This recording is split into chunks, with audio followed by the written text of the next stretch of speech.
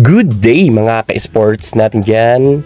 VTV Cup 2025 Alas Pilipinas napasabak na kontra sa Team China. Alas Pilipinas mukhang hindi pinagpawisan. Sobrang ganda ng gising ngayon ng Alas players dahil kitang-kita nga natin na ganadong-ganado nga sila maglaro.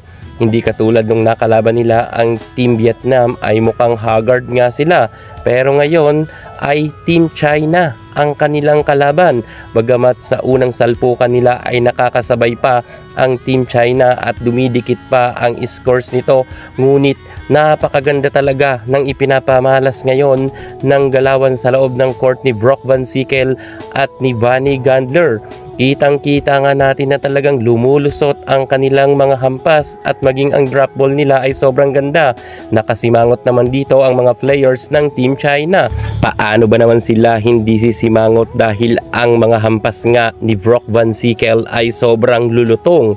Kita nga natin na kapag nire-receive ito ng Team China ay talagang napapangiwi dahil sa sakit siguro. Sa isang videos nga ay nakita natin na pinapagpag pa ng Team China ang kanilang kamay dahil siguro hindi talaga nila makaya ang hampas ni Brock Van Sickle. Maganda talaga ang mga hampas ni Brock Van Sickle at talagang mapapangiwi talaga sila sa lakas. At kahit nga si Vanny Gandler ay sobrang lulutong rin ng kanyang ipinapakawalang hampas. Maganda rin ang naging opensa at depensa nga ng Alas Pilipinas at less error nga sila, at ang Team China ay sobrang dami ngang nakukumit na error. Sa first set pa lamang ay talagang sunod-sunod na ang kanilang ipinamigay ng score sa Alas Pilipinas dahil nga sa services dito talaga nadadali rin ang Team China at madalas nga ay nag-o-over nga ang kanilang services. At kahit nga napa-time out dito ang kanilang head coach ay sa pagbabalik nila sa loob ng court ay hindi talaga nila mapigilan ang mga services ni Brock Van Sickle.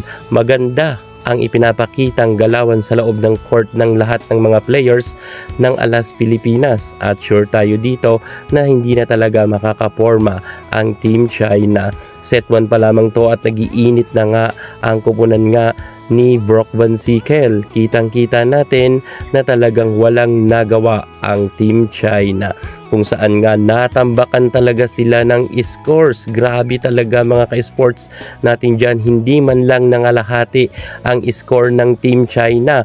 Sobrang napakaganda talaga ng galawan ngayon ng Alas Pilipinas. Sana magtuloy-tuloy ang kanilang ipinapamalas na angkin kagalingan sa mga susunod pang game. Pero alam natin na 100% na tatapusin na ng Alas Pilipinas ang laban nila ngayon. Paano ba naman ay nagtapos lamang ang kanilang score sa 12 ang nakuha lamang ng Team China at 25 ang Alas Pilipinas. Nakasimangot na dito ang coach ng Team China, samantalang si Coach De Brito ay sobrang seryoso. Muli, congratulations sa Alas Pilipinas, panalo na tayo.